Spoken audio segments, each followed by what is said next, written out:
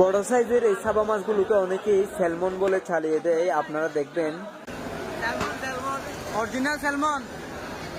আসসালামু আলাইকুম দর্শক, দেখতে পাচ্ছেন ইলিশগুলা একটি ইয়াতে বড়া হচ্ছে। এগুলো এখন বাজারজাত করার জন্য নিয়ে যাওয়া হবে। এগুলো সাগর থেকে বড় বুট থেকে পার করে নৌকা নিয়ে এই কক্সবাজারের যে মৎস্য অবতরণ কেন্দ্র এইখানে নিয়ে আসা হয়েছে। দেখতে পাচ্ছেন এগুলো প্যাকিং করা হচ্ছে। আপনারা দূর দূরান্ত থেকে যারা ঘুরতে আসেন, আপনারা বড় সাইজের যে সামুদ্রিক মাছগুলো আছে সেগুলো যদি দেখতে চান এবং নিতে চান, তাহলে অবশ্যই আপনাদেরকে আসতে হবে কক্সবাজারের একমাত্র মৎস্য অবতরণ কেন্দ্র ফিশারি ঘাটে। এই ফিশারি ঘাটে অনেক ধরনের মাছগুলো পাওয়া যায়। এটি হচ্ছে সাবা মাছ বড়টি, এটিকে অনেকে স্যালমন বলে। দেখতে পাচ্ছেন এখানে আরো অনেকগুলা ছোট ছোট যে সাবা মাছগুলো আছে, এগুলো একটা বড় সাইজের দেখতে পেয়েছি। এগুলো সাবা মাছ, সামুদ্রিক কাঁকড়া। ভাই এটা কি মাছ?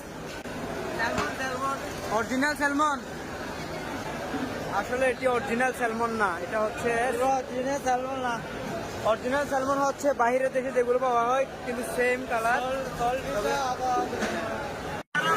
এটা হচ্ছে সাবা মাছ। এটা কি মাছ মামা? এটা আমাদের মনে করেন আমাদের এখানে আমাদের আঞ্চলিক ভাষায় বলে সাবা মাছ। সাবা মাছ তারপরে বলে এই দেশের সাধু ভাষায় নাম বলে স্যালমন। স্যালমন বলে না?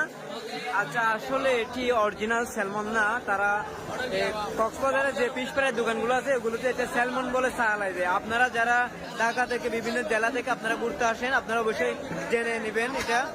এই মৎস্য অবতরণ কেন্দ্রে আরো অনেক ধরনের মাছ দেখতে পাচ্ছেন। এখানে বুল মাছ, সামুদ্রিক কোরাল, তালাপিয়া এবং ইলিশ মাছ আমরা দেখতে পেয়েছি। এখানে অনেক সুন্দর একটি জায়গা, বাকখালীর একদম পার্শ্ববর্তী। দর্শক, এই ছিল আজকের ভিডিও। সবাই ভালো থাকবেন, সুস্থ থাকবেন। আল্লাহ হাফেজ।